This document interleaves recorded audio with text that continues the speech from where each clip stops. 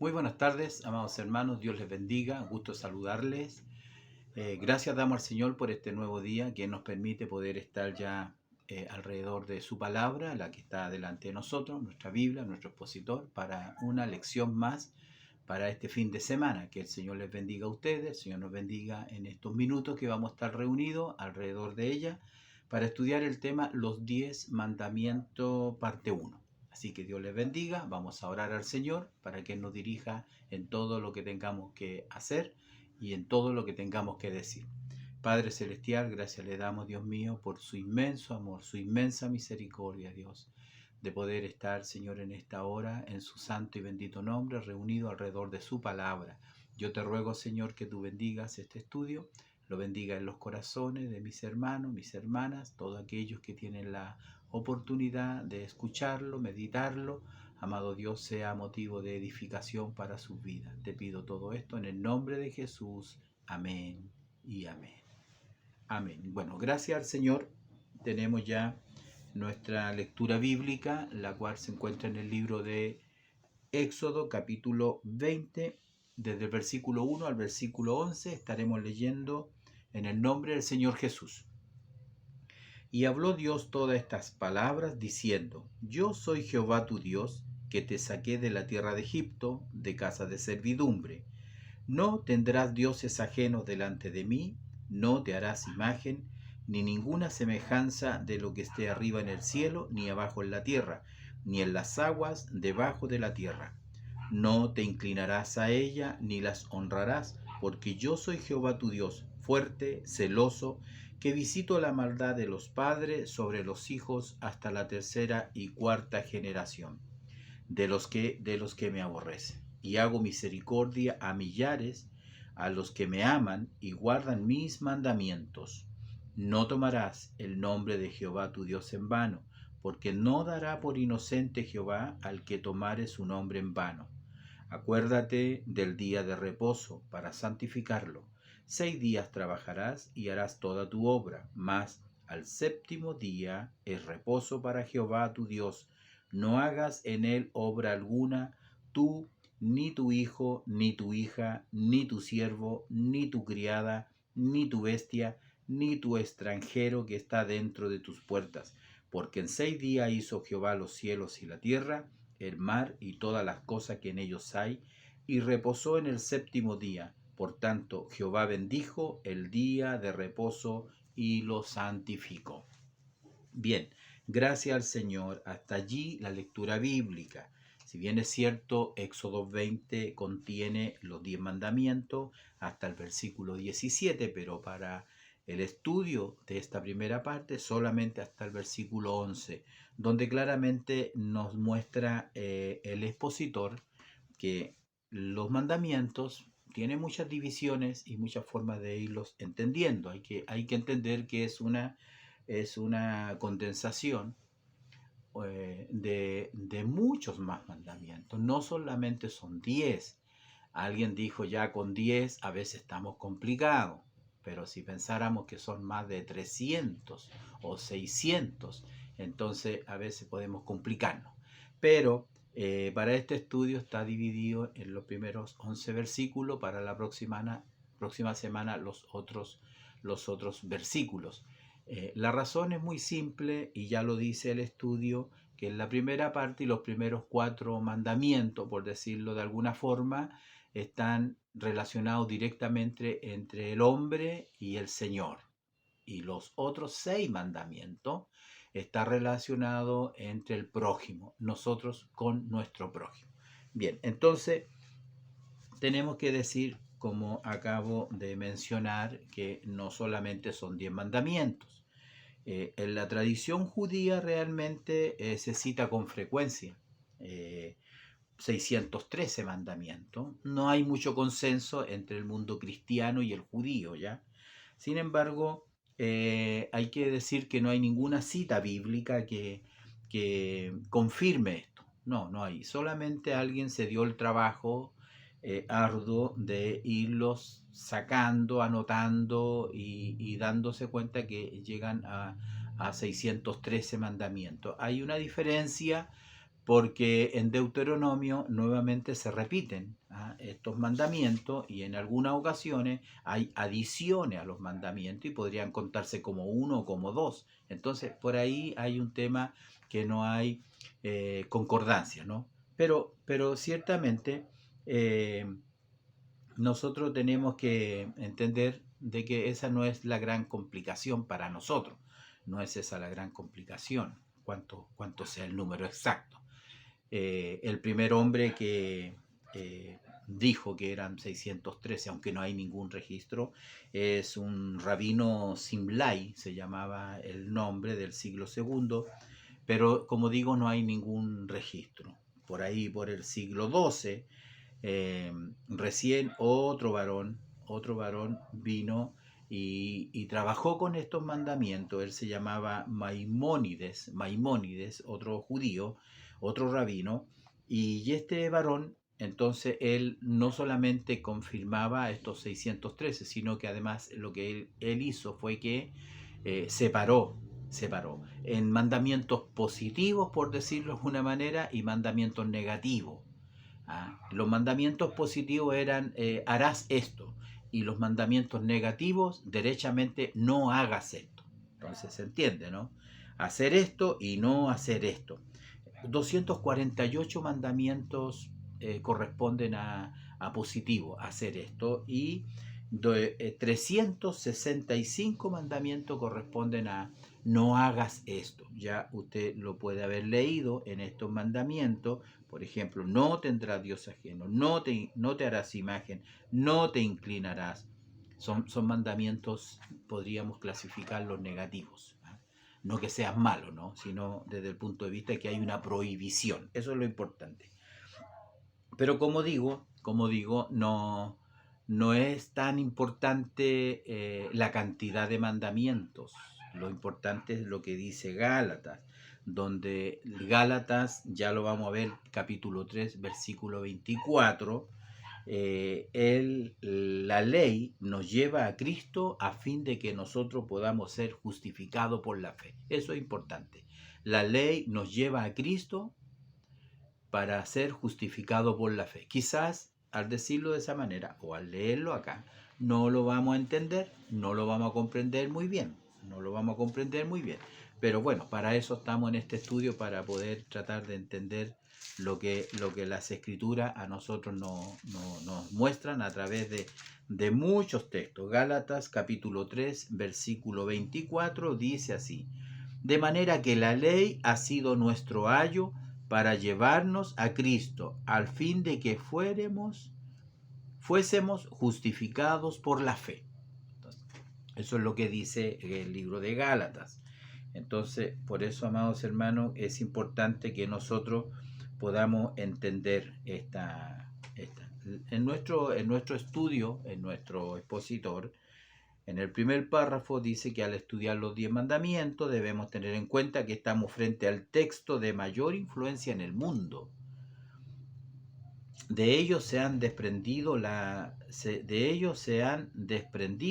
las constituciones políticas en una inmensa mayoría de naciones. Lo dijimos también la semana pasada. Es la mayor influencia en este sentido que ha tenido el mundo, ¿no? Estas leyes representan el pensamiento de Dios acerca de dos posturas fundamentales: cómo nos relacionamos con Él y cómo nos relacionamos con el prójimo. Entonces, podemos ver, amados hermanos, que en cada uno de estos mandamientos uno puede identificar perfectamente eso. Si miramos esta lección, el primer mandamiento que encontramos acá en el versículo 3, ¿no? Desde el versículo 3, no tendrás dioses ajenos delante de mí. Ese es el primer mandamiento que el pueblo israelita tenía que tener muy en claro, porque hay un solo Dios.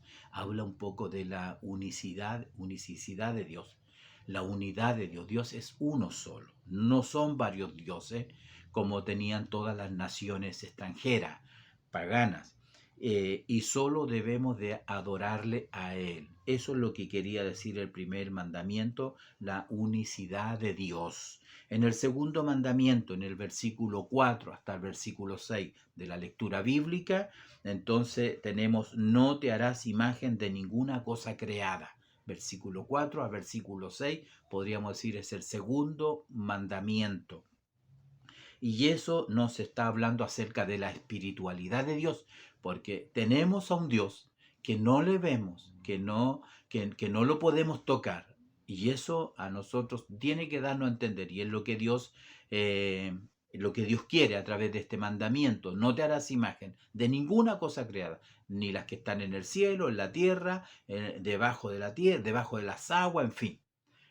Y eso habla de que Dios es espíritu, Dios no tiene forma que nosotros podamos. Ellos vieron de alguna manera el fuego, la presencia de Dios visible para el pueblo de Israel allí en el Sinaí era una, una columna de fuego. Y una nube, una columna, una nube. Usted entenderá que ambas cosas no tienen figura. Usted no puede decir cuál es la figura de la flama, de la llama, no, porque se está en constante movimiento. Lo mismo pasa con la nube, pasa exactamente lo mismo. Entonces, el segundo mandamiento nos habla de la espiritualidad de Dios. Dios es espíritu, Dios no tiene forma. Tercer mandamiento, en el versículo 7, no tomarás el nombre de Jehová tu Dios en vano. No tomarás el nombre de Jehová tu Dios en vano. Entonces, aquí, ¿qué es lo que está viendo y diciendo el gran mandamiento? Es que tenemos que tener reverencia, reverencia. Debemos solo mencionarlo de manera honrosa y respetuosa. Entonces, ¿esto de qué es lo que nos está hablando? Como nos habla en el primer mandamiento que hay un solo Dios, en el segundo que Dios es espíritu, en este tercer mandamiento nos habla de la santidad de Dios. Dios es santo. No podemos nosotros referirnos a Él de cualquier manera como se nos ocurra. Hay veces la gente en el mundo ignorando estas cosas, y me imagino que en la iglesia no debiera haber, algunos hablan de el de arriba, el gran jefe. No, no son palabras para referirse a Dios.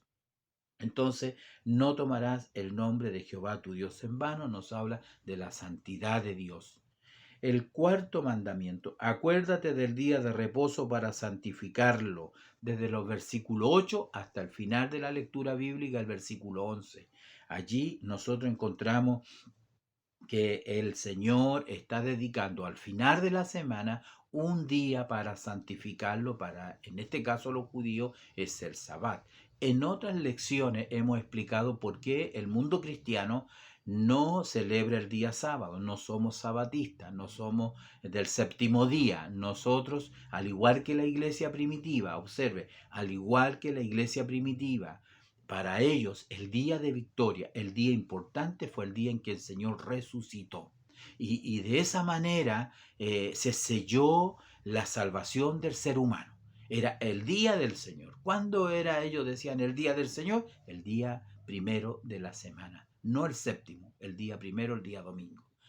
Pero no vamos a entrar en ese detalle porque eso no es el tema. Lo importante hoy, nosotros entendemos, como decimos muchas veces, todos los días son importantes en nuestra relación con el Señor. No hay un día especial para santificar lo que sea el más especial, el que, como en algunas enseñanzas o religiones, se enseñaba un día santo, una semana santa, y todo el resto del año o todas las horas del día se podía vivir de cualquier manera. No, nosotros no entendemos así. Nosotros entendemos que todos los días son del Señor, todos los días son buenos para alabar a Dios, llámese sábado, domingo, lunes, cualquier día de la semana. Todos los días le pertenecen al Señor. Por lo tanto, lo que está diciendo acá en este gran mandamiento, tenemos que tener ese momento, ese tiempo, ese día para santificarlo al Señor. ¿Y qué quiere decir santificarlo? Quiere decir que está separado para el culto, para el servicio. Nos habla de la soberanía de Dios. Dios es soberano y Él es dueño de todas las cosas. Todas las cosas por Él, para Él y de Él son. Entonces, amados hermanos, de hecho, si miramos estos 10 mandamientos, este cuarto mandamiento es el único que la iglesia cristiana, podríamos decirle, no lo respeta como tal, ¿ah? Como los judíos y algunas otras denominaciones también. Honra a tu padre y a tu madre. Vamos a dar una repasadita, solamente podríamos llegar hasta allí, pero vamos a dar una repasadita hasta el final, solamente como lo estamos haciendo ahora, con breves comentarios acerca de ese día. ¿Ya? Honra a tu padre y a tu madre en el versículo 12, que no está dentro de la lectura bíblica, pero todos lo sabemos. Todos los niños saben los 10 mandamientos. Entonces, amados hermanos, aquí tenemos que darnos cuenta que el hombre que no respeta a su padre, que no respeta a su madre, ¿cómo va a respetar a Dios? No puede respetar a Dios. Entendamos que el ser humano, el padre, la madre, nuestros semejantes, particularmente nuestros padres, ellos son imagen de Dios. Así como adoramos a Dios, también respetamos ahora la imagen de Dios en el hombre, en nuestro padre, en nuestra madre. De allí está este mandamiento que de alguna manera, si tenemos que entender que ellos son como es la base del respeto a toda autoridad, porque nosotros, desde que nacimos, nuestra primera autoridad a la cual estamos sujetos es a nuestros padres. A nuestros padres. Respetando a esa autoridad terrena, podremos respetar la autoridad divina. Ese es el principio, el respeto a la autoridad. Honra a tu padre y a tu madre, hónralos. Entonces se entiende así, ellos de alguna manera son como representantes de Dios. Acuérdese que antiguamente el sacerdote de la casa, la autoridad espiritual de la casa era el padre de familia. Entonces hay una concordancia total en eso. En el sexto mandamiento, no matarás. En el versículo 13, y prohíbe el homicidio, aunque no la pena capital. Prohíbe el homicidio, es decir, que alguien se levante contra su prójimo y le quite la vida, le dé muerte, se convierta en un homicida como lo hizo Caín con su hermano Abel. Eso está totalmente prohibido en estos mandamientos que estamos rápidamente analizando, pero no la pena de muerte. Recuerde que ellos iban a la guerra, mataban a sus adversarios y a sus enemigos. Entonces, eso es importante. Entonces tenemos que decir algo. Si en el mandamiento anterior la familia era sagrada, honrando a tu padre y a tu madre, en este caso,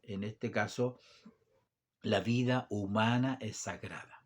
¿Por qué? Porque no nos pertenece a nosotros. Una persona que comete un homicidio no puede quitarle la vida a otro ser humano. Entonces la vida humana es sagrada. No cometerás adulterio, versículo 14, séptimo mandamiento. Y si la vida humana es sagrada, la familia es sagrada, ¿no? Lo había dicho anteriormente, pero no cometerás adulterio, porque el adulterio atenta contra la propia familia, ya sea porque el hombre quebrante el mandamiento o la mujer puede quebrantar el mandamiento, entonces está quebrantando la familia, está destruyendo un hogar. Entonces este mandamiento lleno de amor, porque todos los mandamientos están basados en el amor. Desde aquí para adelante, en los mandamientos hacia el prójimo, todos deben de mirarse desde el punto de vista del amor de Dios, que protege al ser humano, protege a la familia. Entonces están mirados desde ese punto. Entonces, como decimos, es un mandamiento que protege a la familia. No hurtarás. ¿Se da cuenta? Es lo mismo. Si uno ama al prójimo, no se va a apropiar de lo que no le pertenece. No le pertenece. Hay que respetar la propiedad del otro, porque de esa manera, en este mandamiento, no hurtarás o no robarás, se quebranta de muchas formas, son muchas las maneras y las formas, no solamente en que uno tome lo que no le pertenece, lo ajeno, lo que es del prójimo, y sustrayéndolo, robándolo, no solamente de esa manera, el hombre puede también, si es un comerciante y no tiene su balanza bien regulada, estaría robando gramos o le está robando al kilo, está engañando de esa manera. Si uno es un empleado, y tiene un horario definido desde las 8 de la mañana en adelante y llega a las 8:15, a las 8:30 a su trabajo, está robándole el tiempo a ese contrato de trabajo. Hay muchas formas, gente que se cuelga al internet, que se cuelga de diferentes formas y roban, ¿no es cierto? Esa es una forma también de estar robando. Algunos personas que trabajan en el ámbito comercial no pagan las imposiciones, entonces están robando. No pagamos el impuesto, estamos robando. No hay que comprar cosas en la calle, en la vía pública. Hace algunos meses atrás, cuando hubo este estallido social, en todas partes andaban vendiendo electrodomésticos y cosas por el estilo, que obviamente no pagaban impuestos y venían de una dudosa procedencia. Entonces uno no tiene que de esa manera participar de esas cosas. Así que por eso que es importante este octavo mandamiento: no hurtarás. Los cobros excesivos, si usted es un comerciante y cobra excesivamente, usted está robando también, está robando. Por eso no debemos de descuidarnos con estas cosas. Parecen simples, pero de pronto no son tan simples, ¿no? Entonces el Señor nos bendiga. No darás falso testimonio o no hablarás falso testimonio. El testimonio falso puede arruinar la reputación de una persona, puede arruinarla totalmente, puede arruinar su vida. Y de esa manera usted va a lograr que con esa persona no tengan un trato justo. ¿Por qué? Porque el falso testimonio arruina su vida. Generalmente este mandamiento, no darás falso testimonio, está controlado por la mentira. Hay mentira en eso, está muy asociado a la mentira. Esto tiene que ver con la justicia, que seamos nosotros justos, realmente justos. Y finalmente, este mandamiento final: no codiciarás, en el versículo 17, bueno, hay que controlar los deseos. No debemos codiciar lo que tiene el prójimo. Dios es suficientemente generoso, bondadoso, lleno de amor para darle a usted lo que usted necesita, lo que yo necesito, y Él no nos va a dar nada más allá de lo que nosotros necesitemos. Por tanto, tenemos que tener mucho cuidado también con este mandamiento: no codiciarás. Cualquier cosa, un puesto, un lugar, una asignación, un trabajo, un bien material, puede ser cualquiera la naturaleza, la raíz de mi codicia.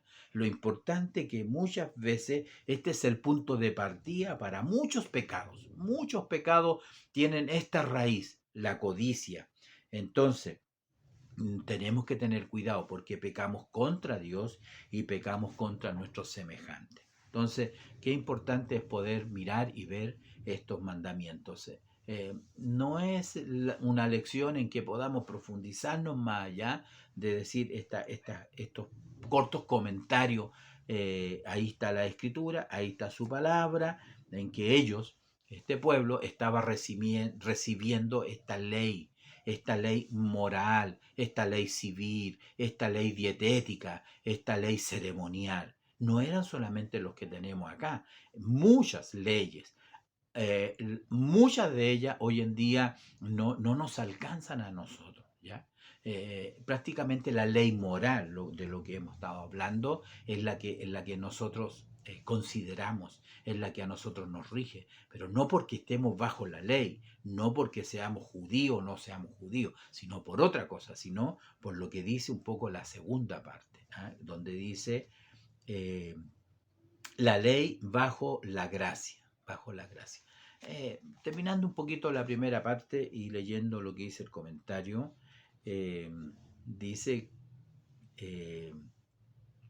los siguientes 6 hablando de los mandamientos, abordan la relación interpersonal, o sea, cómo relacionarme con mi prójimo. Dios nos entregó un documento con todo lo que le desagrada, como la idolatría, tomar su nombre en vano, etcétera. Ya lo estuvimos viendo.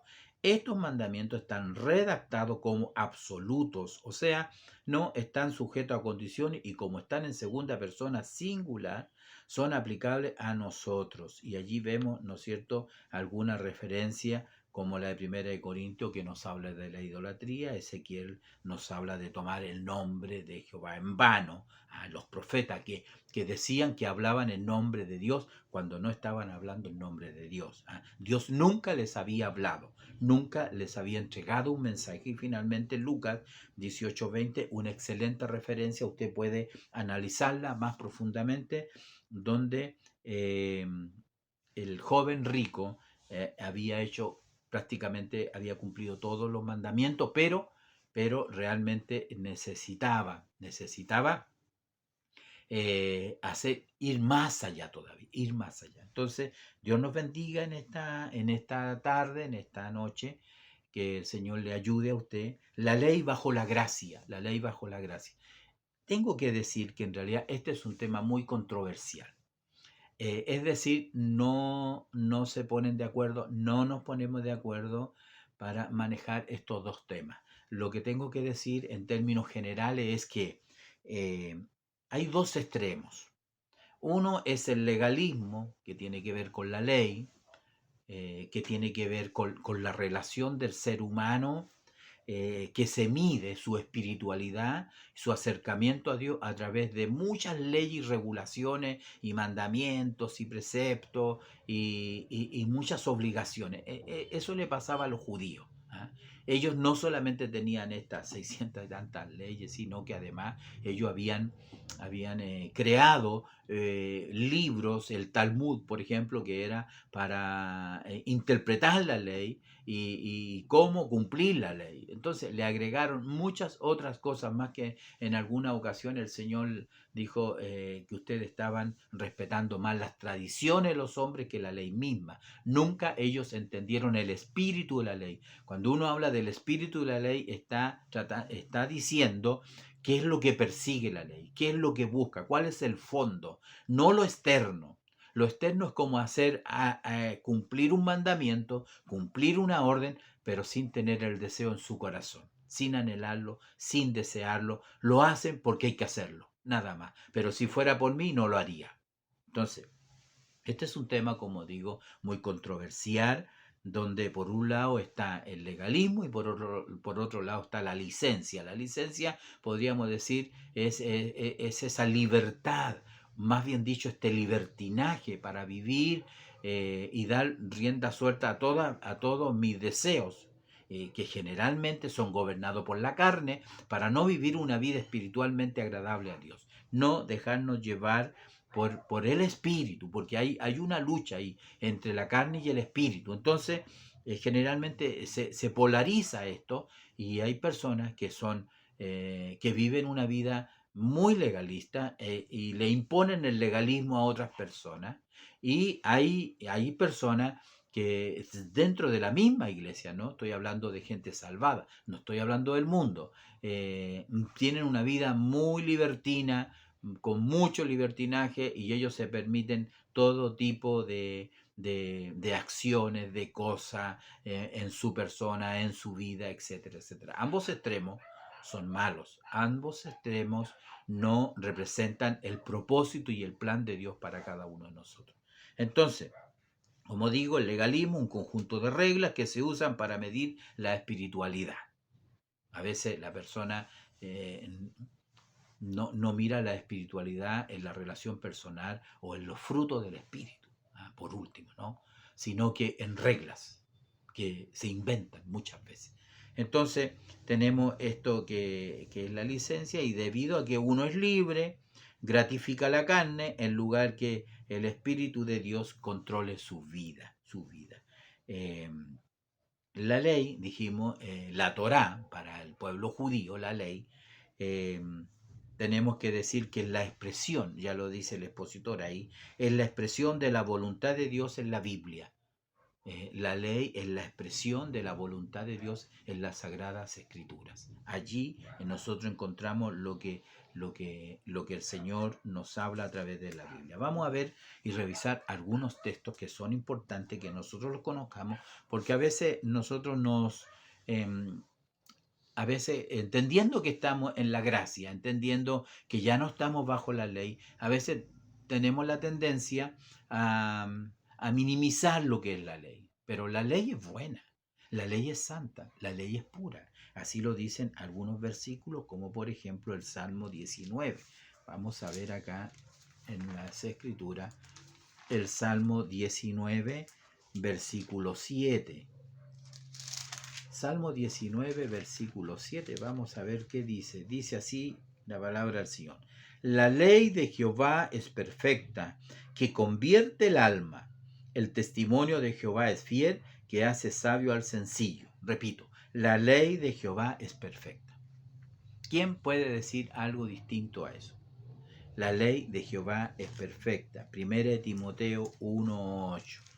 Buscamos 1 Timoteo 1:8 y nos vamos a dar cuenta también en cuanto a la ley de Dios. 1 Timoteo 1:8 dice, pero sabemos que la ley es buena si uno la usa legítimamente. Hablamos un texto en el Salmo, alguien diría, eso es del Antiguo Testamento, pero Timoteo es del Nuevo Testamento. ¿Y él qué está diciendo? Él está diciendo, pero sabemos que la ley es buena si uno la usa legítimamente. Entonces tenemos que la ley es santa, que la ley es buena, y vamos a ver Romanos 7:12. Romanos 7:12. Dice así, Romanos 7, versículo 12. De manera que la ley a la verdad es santa y el mandamiento santo, justo y bueno. Entonces aquí el apóstol remata, ¿no es cierto? Dándonos a nosotros a entender que no podemos despreciar la ley. No podemos despreciar la ley, porque como dice él, que la ley es santa, el mandamiento es bueno, es justo, es santo. ¿Ya? Y así hay mucha referencia. Veamos la última referencia de Santiago. Santiago 2:10 dice, porque cualquiera que guardare toda la ley, pero ofendiere en un punto, se hace culpable de todo. Este texto también es muy controversial. Este texto a nosotros nos muestra que la ley es una. La ley de Dios es una. Y que tiene una unidad de tal manera que si una persona, un judío, uno que está bajo la ley, gracias a Dios no estamos bajo la ley, que uno que está bajo la ley, si fallare en un punto, en un mandamiento, echa a perder todo, no le sirve de nada.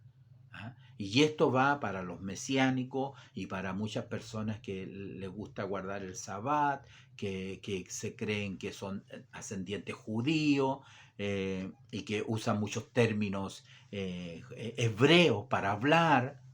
Ojo, usan muchos términos hebreos para hablar porque quieren impresionar, no sé, en realidad. Entonces quieren sentirse como personas que están ligadas de esa manera al lenguaje, me imagino, al pueblo judío, al pueblo hebreo, el pueblo de Dios, el pueblo terrenal de Dios. Recuerde que así lo vimos la semana pasada, pero no es así, no es así. Entonces este versículo dice, este versículo que hemos leído de Santiago 2, versículo 10 dice, porque cualquiera que guardare toda la ley, pero ofendiere en un punto, se hace culpable de todo, de todo. Entonces, amados hermanos, en este estudio que estamos realizando, tengo que decir que no vamos a tener todo el tiempo. Generalmente estamos en unos 50, una hora como máximo para este estudio, como para analizar todo lo que significa la gracia en este tiempo. Lo que significa, como dice aquí, la ley bajo la gracia.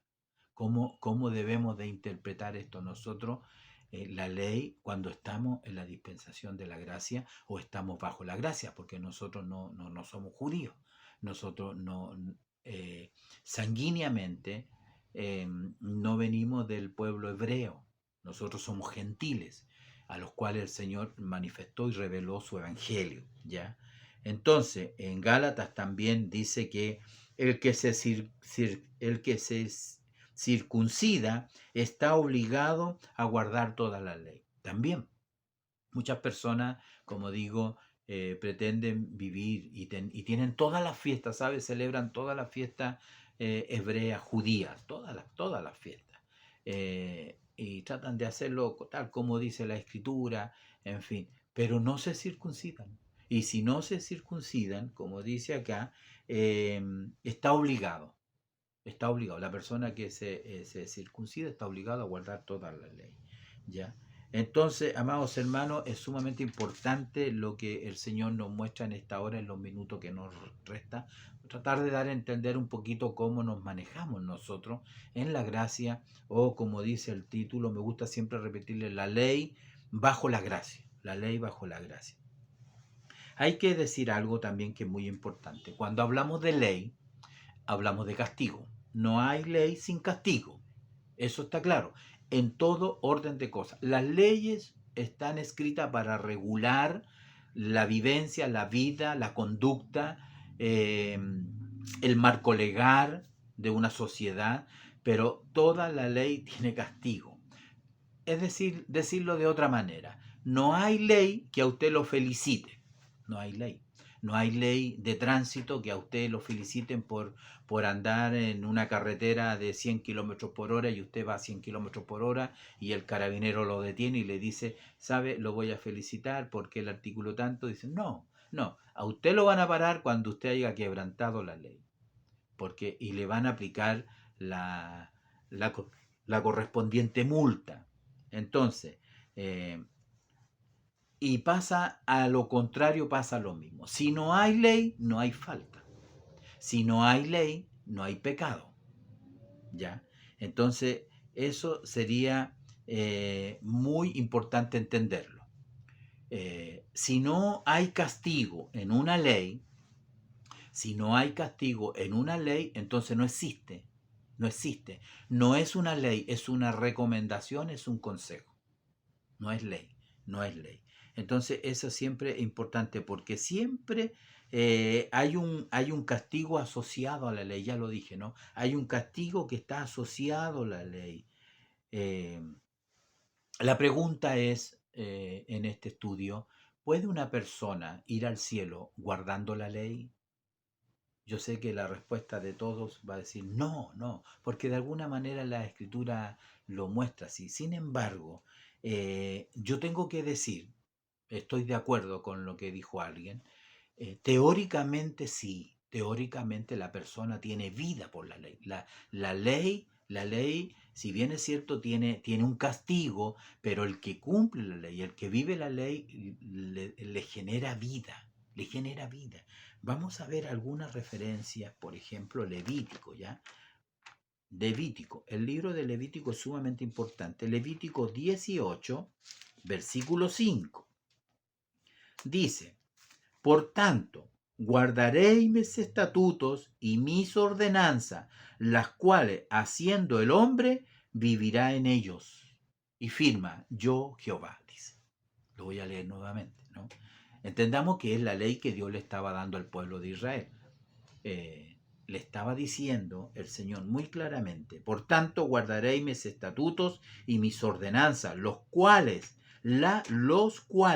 haciendo el hombre, ¿haciendo qué?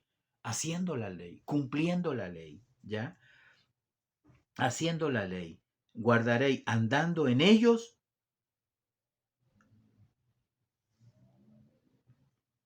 los cuales, haciendo el hombre, viviendo en ellos, vivirá en ellos, yo Jehová. Entonces, ese yo Jehová para mí es como lo digo yo. Si ustedes guardan mis mandamientos, guardan mis leyes, viviendo en ellos, haciendo ellos, ¿no es cierto? Lo que el Señor les dice, los cuales, haciendo el hombre, vivirá, dice el versículo, vivirá en ellos, vivirá en ellos. Hay otra referencia también, podemos decir, tenemos Romano y Mateo. Mateo 19. Es necesario leer algunos versículos para que se puedan entender así. Al menos yo lo entiendo así, ¿no? Humildemente lo entiendo así. 19:17 dice así. Y le dijo, ¿por qué me llamas bueno? Ninguno hay bueno, sino uno. Lo conocemos ese texto, ¿no? El hombre rico, ¿no? El joven rico, ¿ya? ¿Por qué me llamas bueno? Ninguno hay bueno, sino uno, Dios. Mas, si quieres entrar en la vida, guarda los mandamientos.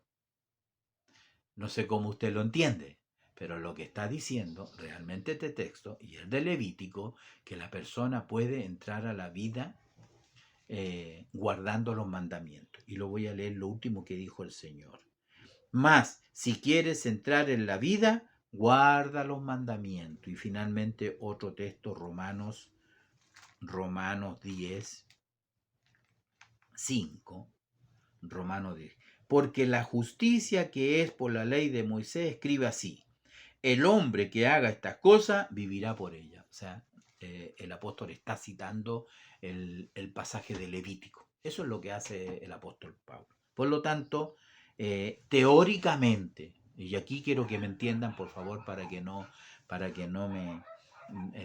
me apunten con el dedo, que estoy diciendo o cambiando lo que tradicionalmente muchas veces se nos enseña, porque vamos a llegar al mismo puerto, se lo aseguro.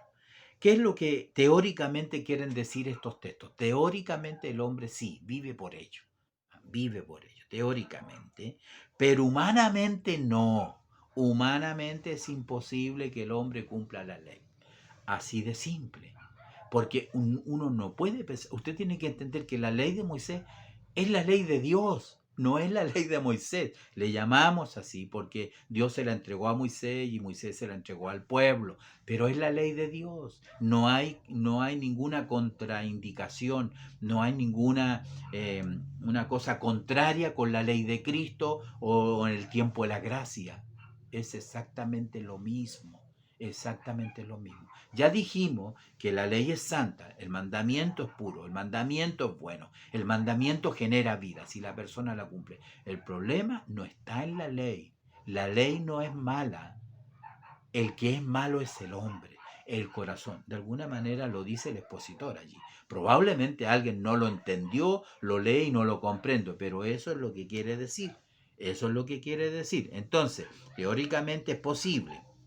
De acuerdo, pero humanamente no lo es porque nadie pudo cumplirla con la excepción de nuestro Señor Jesucristo. Él fue el único que pudo cumplir la ley completamente, completamente. Entonces, ese es el tema. La falla, como digo, no es la ley, la falla está en la debilidad de la carne y eso es lo que dice Gálatas y Romanos. Vamos a ir a Gálatas y Romanos, se nos va yendo el tiempo, pero Gálatas y Romanos, espero que sea entendible lo que estoy diciendo, porque este tema no es tan fácil de digerir a la primera, porque nadie habla de estas cosas, ¿no?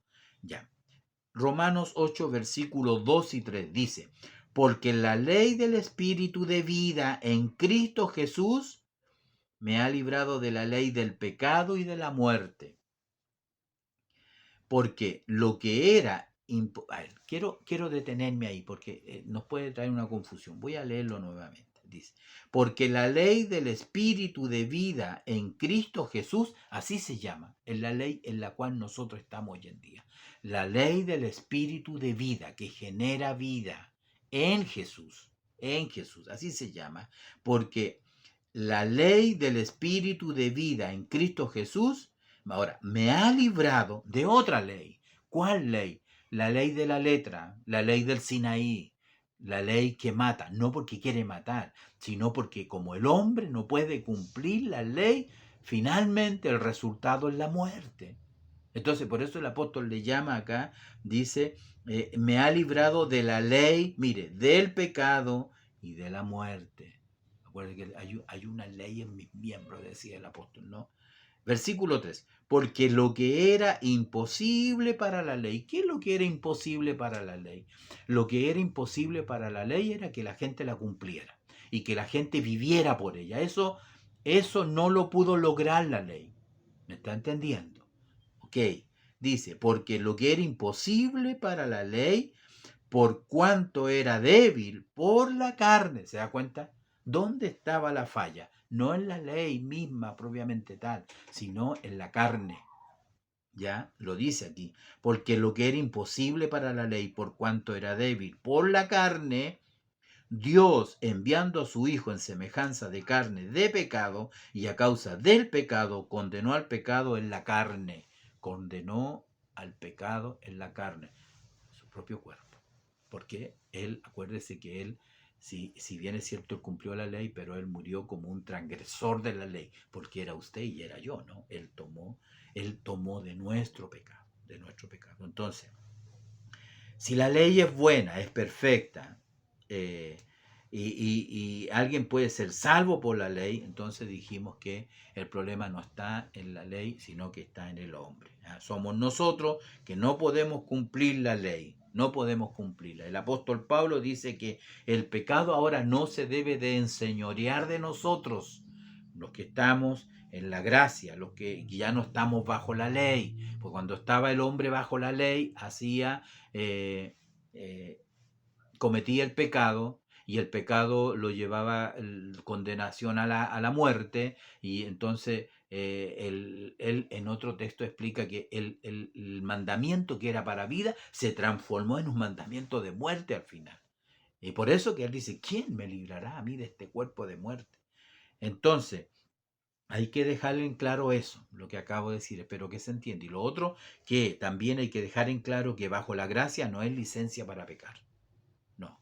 Cuando Dios nos traslada desde el reino de la muerte, de la ley, al reino de su amado Hijo, y vivimos en esta gracia, donde Dios nos da lo que no merecemos, porque gracia de Dios, cuando nosotros hablamos, doy gracias a Dios, o estoy aquí solamente por la gracia de Dios, la gracia significa que Dios nos da lo que no merecemos.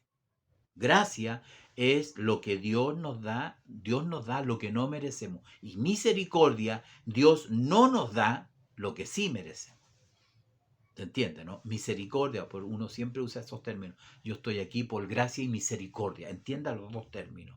La misericordia, Dios no nos da lo que sí merecemos. Entonces estamos en este tiempo. Romanos 7, ahí hay una ilustración que el apóstol usa como ilustración, el matrimonio. El matrimonio.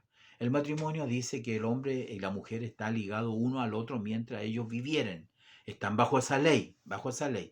Cuando la mujer es libre, cuando su esposo muere, cuando muere uno de los cónyuges, la mujer o el esposo ya no está sujeto a esa ley. Así sucede exactamente con la ley de Moisés para nosotros.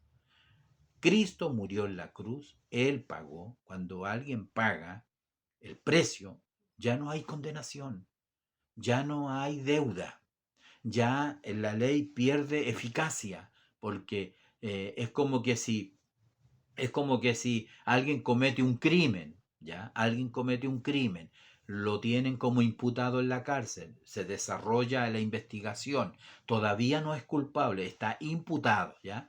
Y mientras está imputado, ¿ya?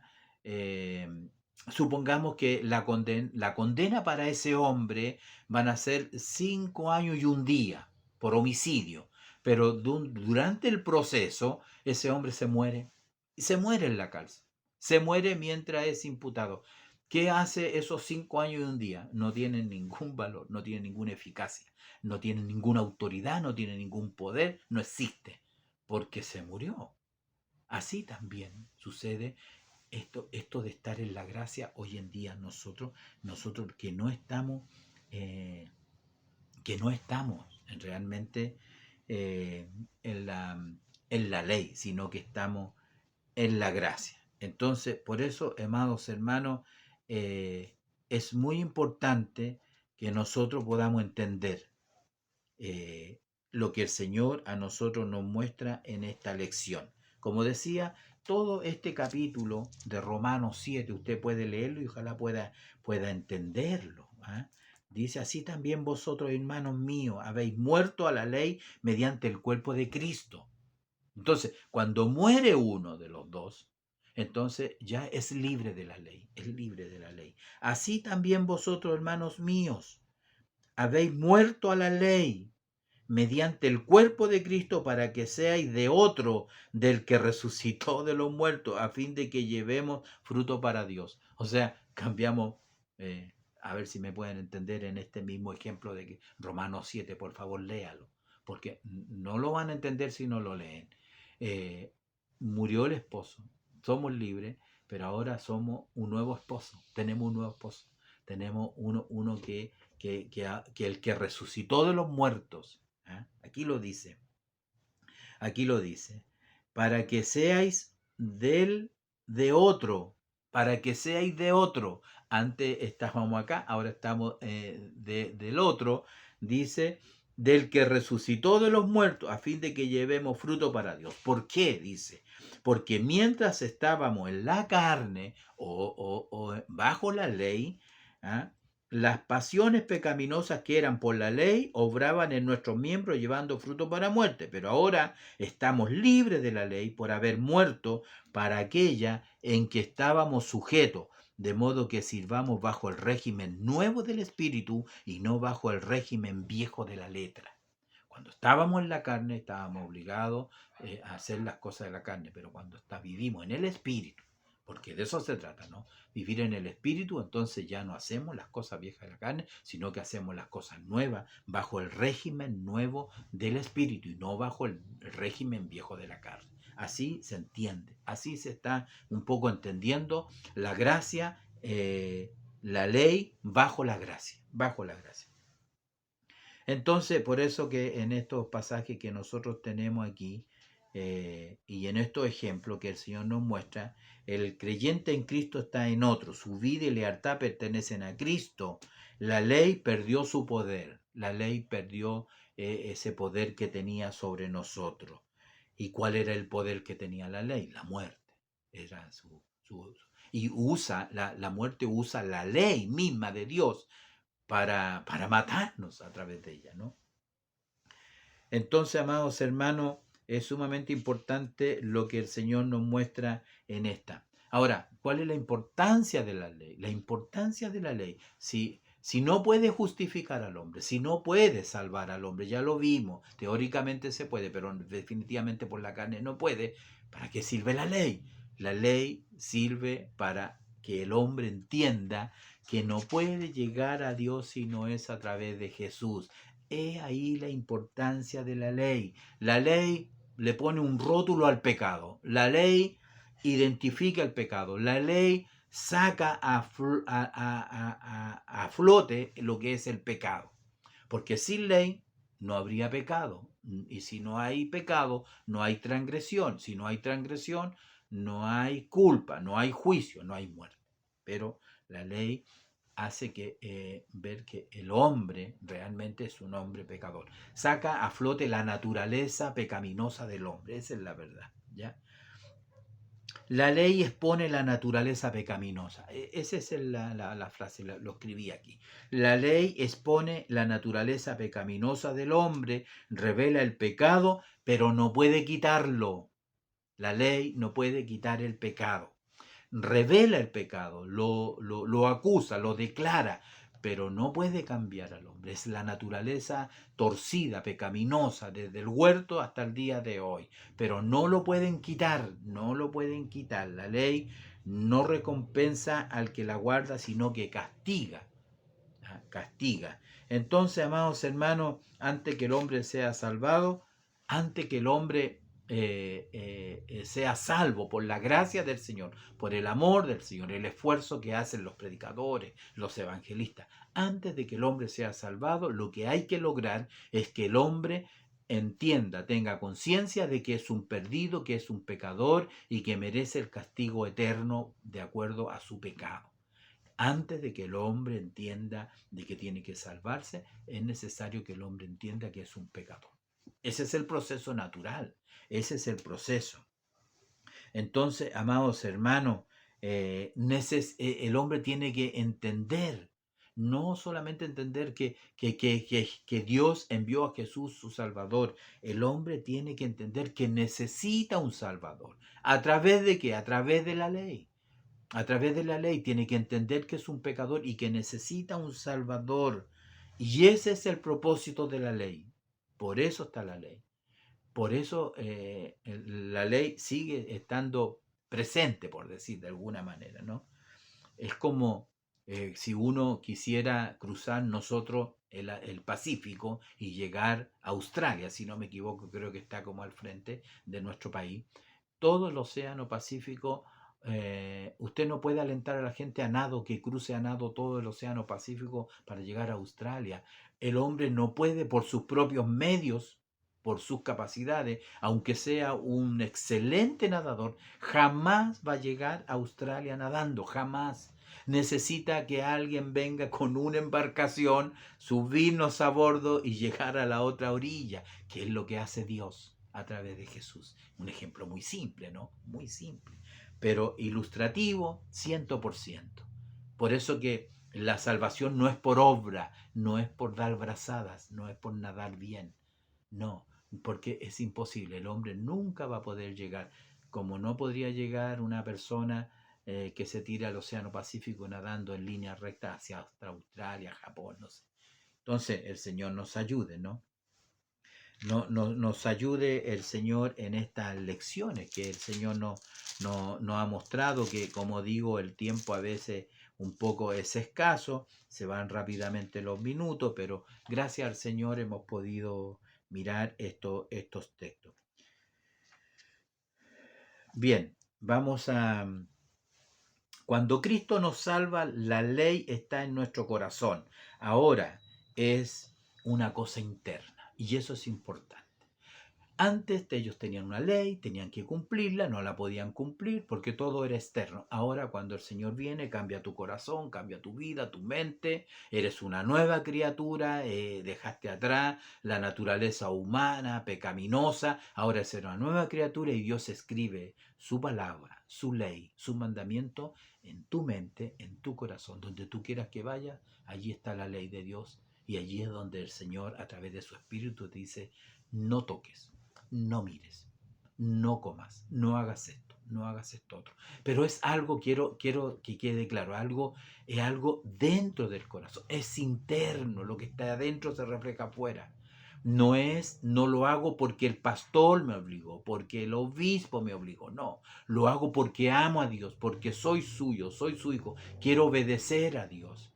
Entonces, no hay que obligar a los hermanos a ir al punto de predicación. No hay una ley que a ti te obligue a ir a predicar al punto de predicación. Pero es inconcebible que un salvado no vaya a predicar, porque es la naturaleza nuestra hoy en día. Y así, en todo orden de cosas, la lista sería muy larga. Decir, algunos dicen, no, eso no se hace porque eso es del Antiguo Testamento. No, no. Ojo, cuidado, es la ley de Dios.